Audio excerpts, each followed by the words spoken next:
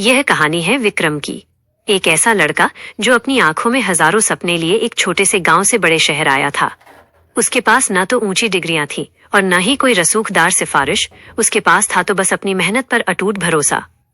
उसने एक छोटा सा स्टार्टअप शुरू किया, अपनी बरसों की जमा पूंजी लगा दी, लेकिन किस्मत को कुछ और ही मंजूर था। मार्केट क्रैश हुआ और मात्र 6 महीनों में विक्रम का सब कुछ खत्म हो गया। ऑफिस का सामान बिक गया, बैंक ने घर पर नोटिस चिपका दिया और जिन दोस्तों के साथ वो कल तक सपने देख रहा था, उन्होंने आज उसका फोन उठाना बंद कर दिया। एक रात विक्रम शहर के एक पुराने पार्क में बेंच पर बैठा था। बाहर तेज बारिश हो रही थी, लेकिन उसे कोई परवाह नहीं थी। वो पूरी तरह टूट चुका था। उसने अपनी डायरी निकाली और उसमें लिखा, क्या मैं वाकई एक फेलियर हूँ? शायद मेरी कहानी यहीं खत्म होती है। वो इतना हताश था कि उसने हार मानने का मन बना लिया था। लेकिन तभी उसकी नजर एक छोटी सी चींटी पर पड़ी जो दीवार पर दाना लेकर चढ़ने की कोशिश कर रही थी। वो बार बार गिरती, फिसलती, लेकिन वो रुकी नहीं। 10वीं बार में वो चींटी दाना लेकर ऊपर पहुंच गई। उस छोटी सी चींटी ने विक्रम को एक बहुत बड़ा सबक दे दिया। विक्रम ने अपने आंसू पोंछे और खुद से एक वादा किया। वो अपनी हार का शोक नहीं मनाएगा, बल्कि अपनी गलतियों से सीखेगा। उसने एक कॉल सेंटर में रात की शिफ्ट में काम करना शुरू किया ताकि वो अपना कर्ज चुका सके। दिन में जब सब सो रहे होते थे, तब विक्रम नए बिजनेस स्किल्स सीखता और अपनी पुरानी गलतियों का विश्लेषण करता। वो दिन में सिर्फ 3-4 घंटे सोता। कई बार उसे अपमानित किया गया।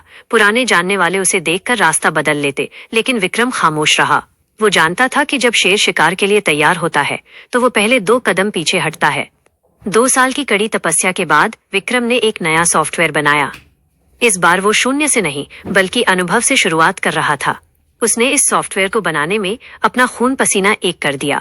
जब वो पहली बार इसे लेकर एक बड़े निवेशक के पास गया, तो उसे फिर से रिजेक्शन मिला। लेकिन इस बार वो टूटा नहीं।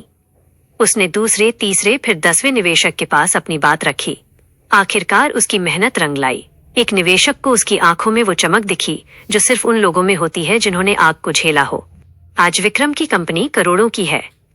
वो उन्हीं गलियों से अपनी महंगी गाड़ी में गुजरता है जहां उसने कभी पैदल चलकर ठोकरें खाई थीं। लेकिन आज भी वो उसी पार्क की बेंच पर जाकर बैठता है जहां उसने हार मानने की सोची थी।